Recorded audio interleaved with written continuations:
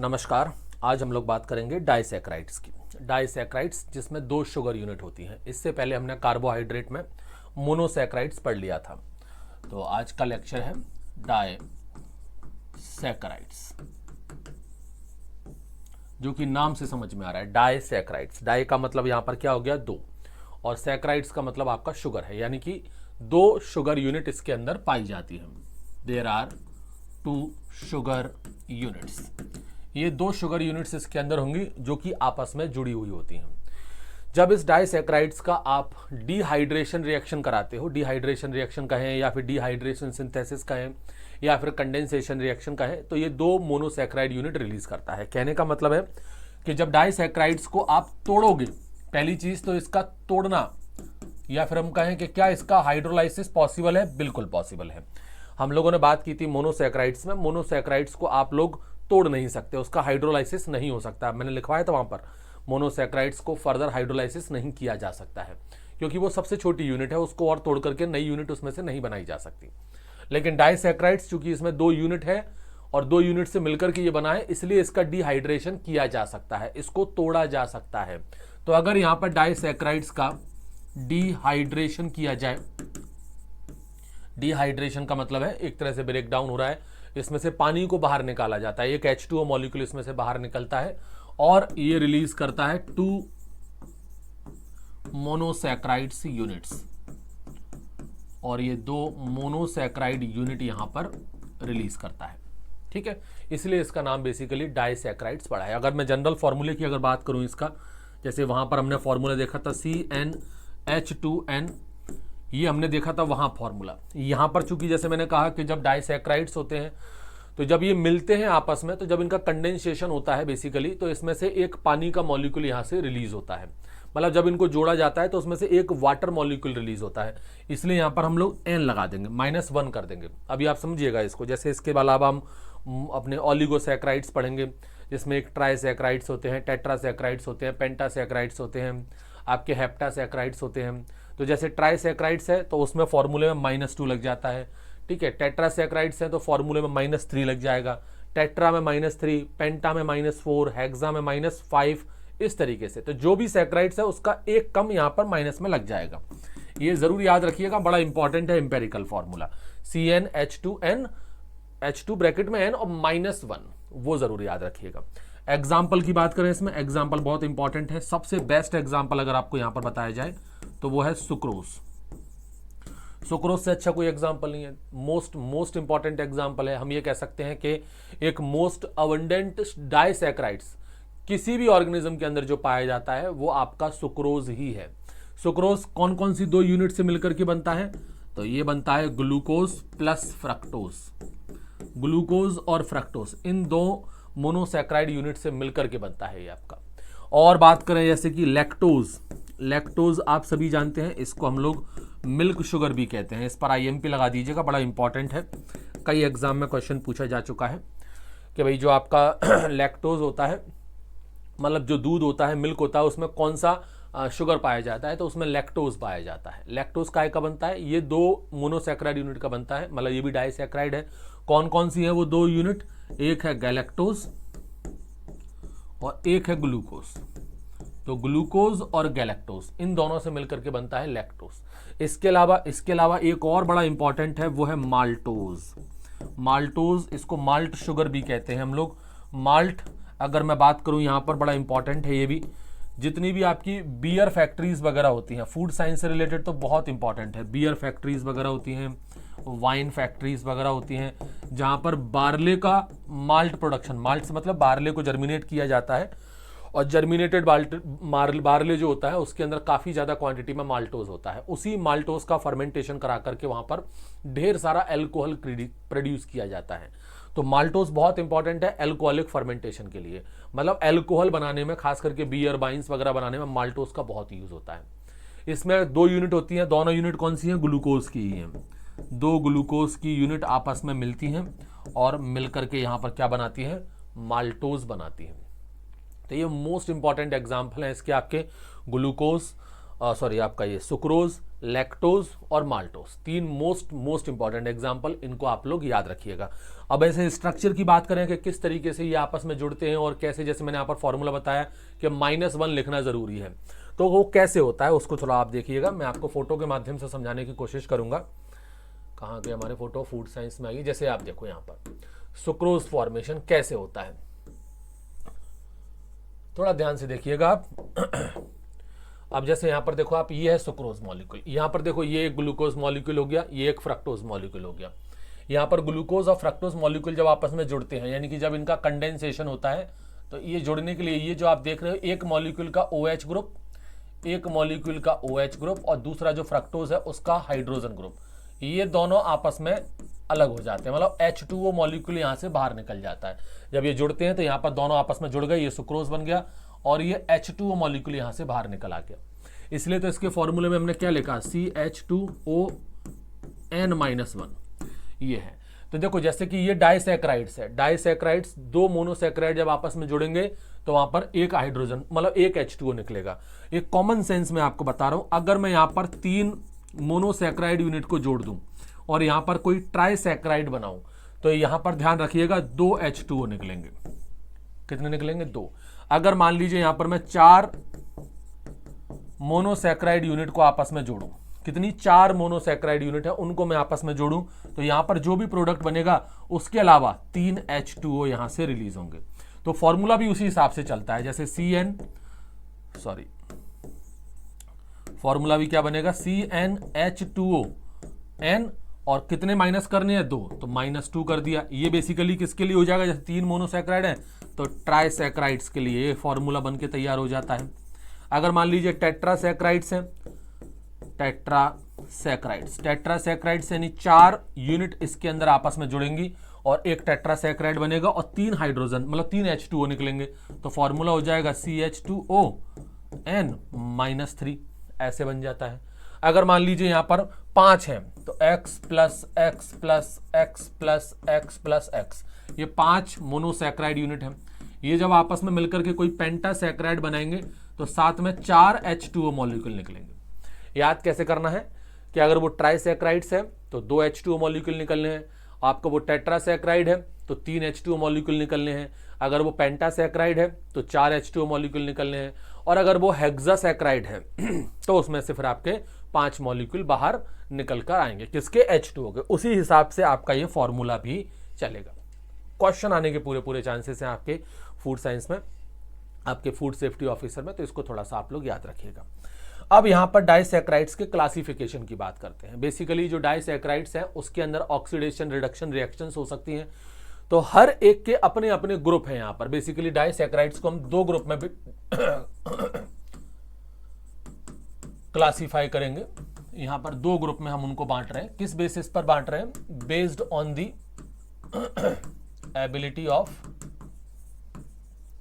Ability for the oxidation reduction reaction, कि किसके अंदर ऑक्सीडेशन और रिडक्शन रिएक्शन हो रही हैं। तो कई सारे ऐसे डाइसैकराइड्स हैं जिनके अंदर ऑक्सीडेशन रिडक्शन रिएक्शन होती हैं और कईयों के अंदर नहीं होती हैं। तो इस बेसिस पर बेसिकली 2 टाइप के हैं, 2 ग्रुप हैं यहाँ पर।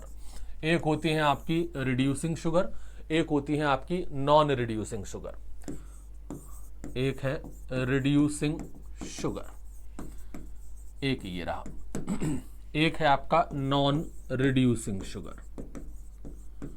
दोनों में क्या फर्क है रिड्यूसिंग शुगर में और नॉन रिड्यूसिंग शुगर में? रिड्यूसिंग शुगर जो होती है ये ऐसे डाइसैकराइड्स हैं जिनके अंदर रिड्यूसिंग शुगर जो है उसमें फ्री हेमी एसिटल यूनिट होती है, जो रिड्यूसिंग एल्डिहाइड ग्रुप की तरह काम करती है। कहने का मतलब बड़ा सिंपल सा है, जिस शुगर के अंदर फ्री हेमी एसिटल यूनिट होगी, has free hemiacetal unit, बस ये याद रखिएगा एग्जाम पॉइंट ऑफ व्यू से।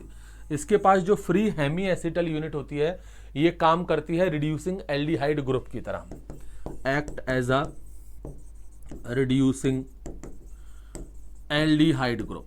मतलब इसमें रिएक्शन होने के पूरे चांसेस हैं, क्योंकि इसमें फ्री हेमी एसिटल यूनिट है, ये किसी के साथ भी रिएक्ट कर सकता है और उसको रिड्यूस कर सकता है। कहने का मतलब है रिडक्शन की प्रोसेस इसके अंदर बड़ी इजीली हो सकती है। एग्जाम्पल की बात करें तो सबसे बढ़िया एग्जाम्पल है आपका माल्टोज। माल्टोज में बहुत इजीली रिडक्शन की रिएक्शन हो सकती है क्योंकि इसके अंदर फ्री हेमी एसिटल ग्रुप पाया जाता है। इसके अलावा एक सेलोबायोस करके होता है, CELOBIOSE, सेलोबायोस, एक ये डाइसैकेराइड भी है। तो दो डाइसैकेराइड्स हैं, दोनों की दोनों किस में आते हैं, रिड्यूसिंग शुगर में आते हैं। अब बात करते हैं हम लोग नॉन रिड्यूसिंग शुगर की। तो नॉन रिड्यूसिंग शुगर को देख लेते हैं। इसके बारे में क्या है, बड़ा सिंपल सा, वही फ्री हेमी एसिटल ग्रुप इसके अंदर नहीं होता है। तो जब यहाँ पर कोई फ्री हेमी एसिटल ग्रुप नहीं होगा तो कोई भी यहाँ पर जो रिड्यूसिंग एल्डिहाइड ग्रुप की तरह काम ही नहीं करेगा। तो पहला point, no free hemiacetal group, किसी प्रकार का कोई भी हेमी एसिटल ग्रुप यहाँ पर नहीं होता है। इस चीज को आप लोग ध्यान रखिएगा, कोई भी हेमी एसिटल ग्रुप यहाँ पर नहीं होगा, फ्री हेमी एसिटल ग्रुप यहाँ पर नहीं होता है। क्यों नहीं होता है, क्योंकि यहाँ पर एसिटल लिंकेज पाई जाती है। दो जो एनोमेरिक सेंटर्स होते हैं, दोनों के जो भी दो यूनिट होंगे उनके बीच में जो एनोमेरिक सेंटर्स होते हैं उनके बीच में एसिटल लिंकेज होती है। आपको एग्जाम पॉइंट ऑफ व्यू से बता देता हूं, to the point, due to the presence of acetal linkage. अगर कभी क्वेश्चन आ जाता है कि भाई नॉन रिड्यूसिंग शुगर के अंदर फ्री हेमी एसिटल ग्रुप क्यों नहीं होता है, तो आप वहां पर बता सकते हो क्योंकि उसमें एसिटल लिंकेज पाई जाती है। किसके बीच में, एनोमेरिक सेंटर्स के बीच में, बिटवीन देयर एनोमेरिक सेंटर, जो एनोमेरिक सेंटर्स हैं उनके बीच में एसिटल लिंकेज पाई जाती है। तो फ्री हेमी एसिटल ग्रुप्स उसके अंदर होता ही नहीं है। एग्जाम्पल की बात करें तो सबसे बेस्ट एग्जाम्पल इसके अंदर होता है सुक्रोज। इससे अच्छा एग्जाम्पल कोई है ही नहीं सुक्रोज का। और प्लांट भी इसी सुक्रोज की प्रॉपर्टी की वजह से फोटोसिंथेसिस के अंदर हमेशा सुक्रोज बनाता है। इसके अलावा एक ट्री हेलोज करके भी नाम आप लोगों ने सुना होगा, वो भी लिख लीजिएगा, ट्री हेलोज। ये अनकॉमन है, इतना नहीं सुनते हम लोग, लेकिन एग्जाम के पॉइंट ऑफ व्यू से इंपॉर्टेंट ये भी है। तो सुक्रोज और ट्री हेलोज ये दोनों ही क्या है, आपके डाइसैकेराइड्स हैं। जैसे सुक्रोज की बात करें, इसका क्या इंपॉर्टेंस मैंने बताया। आप लोगों ने फोटोसिंथेसिस पढ़ाई है, अभी तो चल ही रहा है, वैसे भी चल क्या रहा है, आज खत्म हो गया आपके JRF एग्जाम में। JRF का जो कोर्स है प्लांट साइंस और फोटो अपना एग्रोनॉमी का, उसमें अपना हमने ये फोटोसिंथेसिस कंप्लीट पढ़ लिया। वहां पर भी मैंने आपको ये सुक्रोज के बारे में बताया था कि एक प्लांट जब फोटोसिंथेसिस करता है तो वहां पर मेन प्रोडक्ट क्या बनाता है, ग्लूकोज बनाता है। ग्लूकोज बनाने के बाद वो उसे सुक्रोज में कन्वर्ट करता है और फिर ये जो सुक्रोज है वो आपका ट्रांसलोकेटेड होता है पूरी बॉडी के अंदर, into the all parts of the plant body. पूरी की पूरी प्लांट बॉडी में ये ट्रांसलोकेटेड होता है और जहां जहां पर इसको जरूरत पड़ती है वहां जाकर के ये स्टोर हो जाता है। और स्टोर किस फॉर्म में होता है, हमेशा स्टार्च के फॉर्म में होता है। तो ये सुक्रोज में ट्रांसलोकेट होना जरूरी था, ग्लूकोज बनाए, ग्लूकोज ही ट्रांस होकर के ट्रांसलोकेट हो जाता नहीं। इस चीज को थोड़ा समझना क्यों नहीं। जैसे मान लीजिए कि ये एक प्लांट है और जो एग्जाम्पल मैंने आपको उस कोर्स में बताया था वो ये एग्जाम्पल मान लीजिए मैं यहाँ देता हूँ आपको। उदाहरण के तौर पर मान लीजिए ये पोटैटो प्लांट है। पोटैटो प्लांट में आपको पता है कि इसमें ट्यूबर बनते हैं।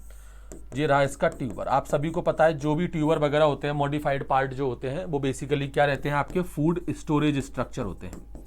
ये क्या है भैया, आपके फूड स्टोरेज स्ट्रक्चर है। तो इसमें फूड कहाँ से आता है, फूड कहाँ से आएगा, इसके अंदर फोटोसिंथेसिस से बनेगा।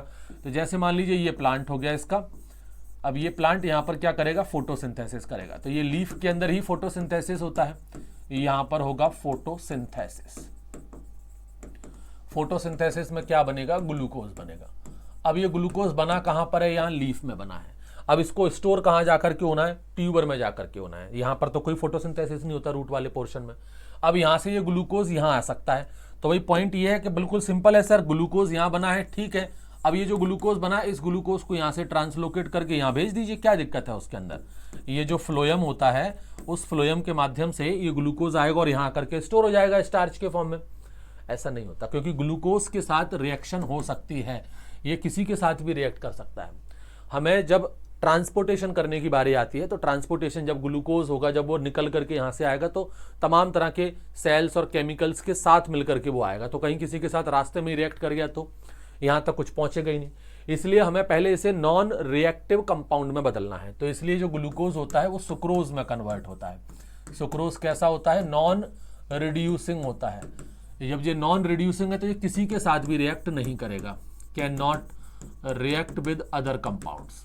ये जो दूसरे और मॉलिक्यूल्स और जो कंपाउंड मिलते हैं उनके साथ ये रिएक्ट ही नहीं करेगा। तो बढ़िया पहले इस ग्लूकोज को सुक्रोज में कन्वर्ट किया जाता है, जहां कहीं भी फोटोसिंथेसिस हो रहा होगा वहां पर ग्लूकोज को तुरंत सुक्रोज में कन्वर्ट करते हैं। इसलिए इसके ऊपर भी कई बार क्वेश्चन पूछा जाता है कि फोटोसिंथेसिस में जो फाइनल प्रोडक्ट बनता है, कई बार ऑप्शन में ग्लूकोज ना देकर के सुक्रोज दे दिया जाता है। बच्चे वहां कंफ्यूज हो जाते हैं कि आंसर क्या लगाएं, सुक्रोज लगाएं कि ग्लूकोज लगाएं। तो आंसर उस कंडीशन में आपको सुक्रोज लगाना है कि फोटोसिंथेसिस में फाइनल जो प्रोडक्ट स्टोर होता है या फाइनल जो प्रोडक्ट बनता है वो सुक्रोज ही बनता है। एक्चुअल में ग्लूकोज तो बनेगा ही, वो ग्लूकोज फिर जाकर के सुक्रोज में कन्वर्ट हो जाता है। फिर सुक्रोज पूरी बॉडी में ट्रांसलोकेट होगा। मान लीजिए ट्रांसलोकेट उसको यहाँ ट्यूबर तक होना है, यहाँ तक सुक्रोज आएगा और यहाँ आकर के फिर वो स्टोर हो जाएगा। स्टोर हमेशा स्टार्च के फॉर्म में होगा, इस बात को भी देखना। तो प्लांट के अंदर हमेशा स्टार्च के फॉर्म में ही स्टोर होता है, हमेशा, इस चीज को याद रखिएगा। अब मान लीजिए कभी इस प्लांट को जरूरत है, कभी इस प्लांट को मान लीजिए इस जगह पर यहां पर फूड की जरूरत है, फूड से मतलब है एनर्जी की यहां पर जरूरत है। तो कैसे मिलेगा भाई, ये जो स्टार्च है इस स्टार्च में से वापस से सुक्रोज बनाया जाएगा। अब सुक्रोज को वापस से उसी जगह पर भेजा जाएगा जहां जरूरत है, अगर कभी जरूरत पड़ी तो, क्योंकि सुक्रोज एक ऐसी चीज है जो कि नॉन रिड्यूसिंग है, जो किसी के साथ रिएक्ट नहीं करेगा। ये सुक्रोज वहां पहुंच जाएगा, वहां पहुंच करके सुक्रोज से फिर ग्लूकोज बन जाएगा, उस ग्लूकोज में से रेस्पिरेशन होगा और ढेर सारी एनर्जी वहां पर निकलेगी। उस एनर्जी को यहाँ के सेल इस्तेमाल कर लेंगे और अपनी ग्रोथ करेंगे। ये है आपका क्या, डायसैकराइड्स। ठीक, इसको याद रखें। नेक्स्ट यहां पर हम बात करते हैं ओलिगोसैकराइड्स की। ओलिगोसैकराइड्स, अगला टॉपिक लिखिएगा ओलिगोसैकराइड्स। ये भी बड़ा इंपॉर्टेंट है। डायसैकराइड्स में हमने क्या बताया कि जिसमें 2 मोनोसैकराइड्स यूनिट होती हैं उसको डायसैकराइड कहते हैं। ओलिगोसैकराइड्स, ओलिगो, ये जो शब्द है ना आपका ओलिगो, ओलिगो का मतलब होता है फ्यू। फ्यू से मतलब है कि 2 से ज्यादा है, लेकिन बहुत ज्यादा नहीं है। तो 2 से कितना ज्यादा है, 3 से लेकर के 10 तक। ओलिगोसैकराइड्स में 3 से लेकर के 10 मोनोसैकराइड यूनिट पाई जाती हैं। कितनी पाई जाती हैं, 3 से लेकर के 10 मोनोसैकराइड्स यूनिट, यानी कि इसमें शुगर यूनिट जो होती है वो 3 से लेकर के 10 तक आपको देखने को मिलेंगी। अब ये जो 3 से लेकर के 10 मोनोसैकराइड यूनिट हैं, ये सेम टाइप की भी हो सकती हैं और डिफरेंट टाइप की भी हो सकती है। मतलब अगर कोई, जैसे मान लीजिए मैं कहूं आपका ओलिगोसैकराइड्स है, तो उसके अंदर मान लीजिए मैं कहता हूं 3 यूनिट है, तो वो तीनों सेम भी हो सकती हैं, अलग भी हो सकती है। मान लीजिए मैं कहूं कि कोई टेट्रासैकराइड्स है, मतलब उसमें 4 मोनोसैकराइड यूनिट है। अब वो चारों मोनोसैकराइड यूनिट सेम भी हो सकती है और अलग भी हो सकती है। ये जितनी भी मोनोसैकराइड यूनिट्स जब प्रेजेंट होती हैं तो वो आपस में कैसे जुड़ी होती हैं, ये मोनोसैकराइड यूनिट्स आपस में लिंक होती हैं ग्लाइकोसिडिक बॉन्ड से, जिसको ग्लाइकोसिडिक लिंकेज भी कहा जाता है। ये सब आपके में ज्वाइंट होती हैं through the glycosidic linkage. Glycosidic linkage के माध्यम से ये सभी मोनोसैकराइड यूनिट्स आपस में एक दूसरे से जुड़ जाती हैं। अब कितनी मोनोसैकराइड यूनिट्स किसके अंदर है, इस बेसिस पर ओलिगोसैकराइड्स के भी कई टाइप हैं। अब वो तो वैसे ही समझ में आ गया, अभी हमने बता ही दिया कि यहाँ पर मोनोसैकराइड यूनिट्स कितनी होती हैं, 3 से लेकर के 10 तक पाई जाती हैं। तो भाई यहाँ पर मैं कह रहा हूँ ओलिगोसैकराइड्स क्लासिफिकेशन। अब ये ओलिगोसैकराइड्स क्लासिफिकेशन किस बेसिस पर है, ये इस बेसिस पर है कि कितनी मोनोसैकराइड यूनिट होती हैं, based on the number of monosaccharides units, कि मोनोसैकराइड्स जो हैं वो यूनिट कितनी है उस बेसिस पर। अब मिनिमम शुरुआत कहां से होती है, 3 से होती है। इफ मोनोसैकराइड यूनिट्स इज 3, अगर 3 है तो उसको कहेंगे हम लोग क्या, ट्राइसैकराइड्स। उसको क्या कहा जाएगा, ट्राइसैकराइड्स कहा जाएगा। उसके अंदर 3 है और इंपेरिकल फॉर्मूला क्या बनेगा इसका, CnH2ON। और देखो ट्राइसैकराइड्स अभी आपको बताया था, तो इसमें -2 कर दीजिए आप। 3 यूनिट बताई थी पहले मैंने आपको बताया था, 1 और 2 यूनिट जब आपस में मिलती हैं तो आपका जो भी डाइसैकराइड बनेगा उसमें साथ साथ एक H2O मॉलिक्यूल रिलीज होता है। अगर यहाँ पर 3 यूनिट आपस में मिलती हैं और फिर जो ट्राइसैकराइड बनेगा उसके बाद फिर 2 H2O मॉलिक्यूल रिलीज होंगे, क्योंकि ये जब आपस में मिलेंगे तो H और OH यहाँ से निकलेगा, ऐसे ही H और OH यहाँ से निकलेगा, तो एक HOH H2O ये बनाएगा, एक HOH H2O ये बनाएगा। अगर मान लीजिए यहाँ पर 4 हैं, अगर 4 है तो जो टेट्रासैकराइड बनेगा उसकी जगह फिर यहाँ पर आपका साथ में आपके 3 H2O निकलेंगे, मतलब एक H यहाँ से, OH यहाँ से, फिर H यहाँ से और OH यहाँ से, H यहाँ से और OH यहाँ से, ये HOH निकलेगा, ये HOH निकलेगा, ये HOH निकलेगा, तो 3 H2O यहाँ से रिलीज होंगे। तो उसी हिसाब से फॉर्मूला भी यहाँ पर चलेगा, बड़ा इजी है। अब जैसे ये ट्राइसैकराइड्स हमने बताया, इसका एम्पिरिकल फॉर्मूला याद रखो। जैसे कि दूसरा होता है आपका टेट्रासैकराइड। इफ यूनिट, अगर यहां पर मोनोसैकराइड यूनिट है 4 तो उसको कहते हैं हम लोग क्या, टेट्रासैकराइड्स। उसको टेट्रासैकराइड्स कहा जाएगा। एम्पिरिकल फॉर्मूला यहां पर CnH2ON। अब ये टेट्रासैकराइड है तो -3 कर दीजिए, ये इसका एम्पिरिकल फॉर्मूला बन जाएगा। अगर मान लीजिए 5 है तो इफ यूनिट इज 5 है तो उसको बोल देंगे हम लोग पेंटासैकराइड्स, तो वो पेंटासैकराइड्स है। एम्पिरिकल फॉर्मूला क्या बनेगा, CnH2ON और ये -4 कर दीजिए इसमें। इसी तरह से चलता है फिर पेंटा की अगर हेक्सा, सेप्टा, ऑक्टा, ऐसे 10 तक हो सकते हैं। कहाँ तक हो सकते हैं ये, मैक्सिमम 10 तक हो सकते हैं, 10 से ऊपर नहीं होने चाहिए। अगर मोनोसैकराइड यूनिट 10 से ऊपर जाएगा तो फिर वो पॉलीसैकराइड में काउंट हो जाता है। किस में काउंट हो जाएगा, पॉलीसैकराइड में। इफ मोर देन 10, अगर 10 यूनिट से ज्यादा है तो फिर आपका वो पॉलीसैकराइड में काउंट होने लगेगा। उसको हम लोग कहेंगे कि अब ये क्या है भाई, पॉलीसैकराइड्स है। ठीक है।